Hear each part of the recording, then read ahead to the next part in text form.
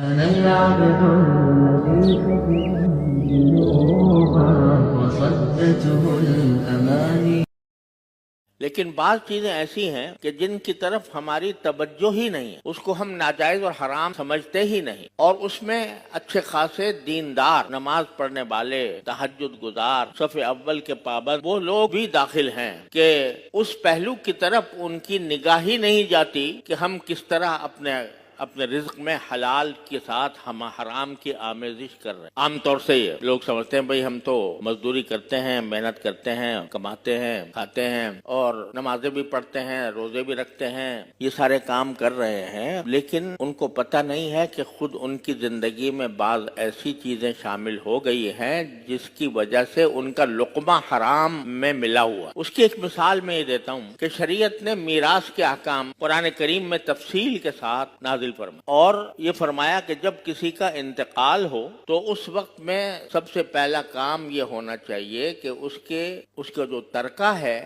جو کچھ اس نے میراث میں چھوڑا ہے، وہ نقدی ہو، وہ سونا ہو، وہ جائیداد ہو، کوئی مکان ہو، کوئی زمین ہو، وہ شرعی قاعدے کے مطابق آپس میں تقسیم کر لو۔ اگر وہ تقسیم نہیں کی اور کوئی ایک فرد اس کے اوپر قابض رہا تو جس شخص نے اس پر قبضہ کیا ہے وہ اس کے مال میں حرام شامل ہو گیا۔ یہ مسئلہ ہوتا ہے عام طور پر ایک بڑی زبردست غلط فہمی پھیلی ہوئی ہے کہ بھئی ابھی تو انتقال ہوا ہے، ابھی ایک دم سے ہم حصے بکھرے کرنے شروع کر دیں، بٹوارہ کرنے لگیں، یہ ہمیں اچھا نہیں لگتا کہ ابھی تو دنیا سے جانے والے کا کفن بھی میلا نہیں ہوا اور ابھی ہم اس کی جائیداد کا بٹوارہ شروع کر دیں۔ اس کو بہت برا سمجھا جاتا ہے، معیوب سمجھا جاتا ہے۔ حالانکہ شریعت کا حکم یہ ہے کہ جلد از جلد اس کی میراث کو تقسیم کرو، جس کا جو حصہ بنتا ہے اس کو وہ حصہ دو۔ اب مرتے ہی، انتقال ہوتے ہی اس کے تمام املاک وہ اس کے وارثوں کا حق، اب اس کی ملکیت نہیں رہی، وارث اس کے مالک۔ اب اگر اس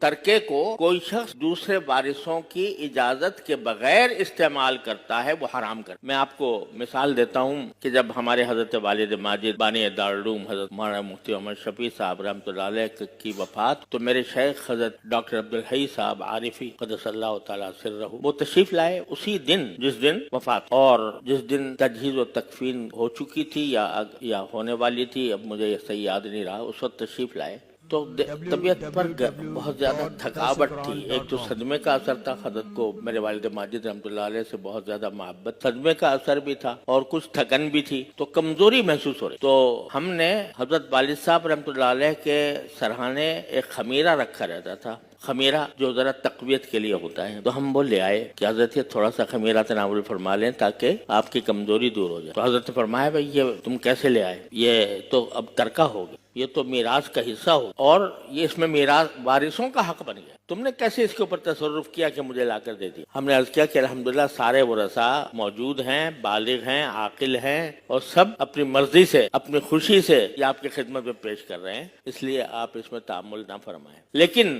انہوں نے توجہ یہ دلائی کہ انتقال ہونے کے بعد سب سے پہلی فکر یہ ہونی چاہیے کہ جو اس کا ترکہ ہے اس ترکے میں کوئی غیر وارث کا تصرف نہ ہو۔ تو یہ شریعت کا حکم ہے، اور ہوتا یہ ہے کہ شروع میں تو کہتے ہیں بھائی ابھی تو ہم آپس میں بھائی ہیں، بہن بھائی ہیں، کیا لینا دینا، کیا تقسیم، کیا بٹوارہ، ہم تو بھائیوں کی طرح رہتے ہیں۔ جب ذرا وقت گزر جاتا ہے تو پھر اسی سے لڑائیاں اور جھگڑے کھڑے ہوتے ہیں۔ تو شریعت کا حکم یہ ہے کہ جلد از جلد ترکے کو تقسیم کرو جس طرح ممکن ہو۔ اب اگر ایک آدمی بڑا بھائی ہے، مثلا وہ ایک کاروبار اس کے والد چھوڑ کر گیا ہے، تو انتقال کے بعد بڑا بھائی تصرف کرتا ہے اس میں، کاروبار کو وہ سنبھالتا ہے، تو کاروبار کو سنبھالنے کے اندر اس کو یہ رکھنا چاہیے کہ آج کے دن سے یہ جو میں کاروبار کر رہا ہوں اس میں سارے میرے بہن بھائی یا جو وارث ہیں وہ سب شریک ہیں۔ اس کے حساب سے اس کو یہ کرنا چاہیے کہ بھئی چونکہ ہم شریک ہیں، یا تو ہم فوراً اپنے حصے الگ کر لیں، یا اگر کاروبار آگے جاری رکھنا ہے تو تمام ورثاء سے اجازت لے کر اور کوئی معاملہ طے کر کے کہ اس کاروبار کو جب چلایا جائے گا تو اس میں نفع جائے گا تو وہ کس طرح تقسیم ہو، یہ کرنا لازمی ہے، ضروری ہے۔ اگر وہ شخص اس کاروبار پر اس نے قبضہ کر لیا یا وہ کاروبار چلاتا رہا، دوسرے وارثوں سے کچھ پوچھا نہیں، دوسرے وارثوں کی کوئی مرضی نہیں لی، تو اس کے کھانے میں حرام شامل ہوگا۔ آپ سے گزارش ہے کہ آپ چینل کو سبسکرائب کریں، اس ویڈیو کو لائک کریں اور شیئر کرنا نہ بھولیں۔ السلام علیکم ورحمۃ اللہ وبرکاتہ.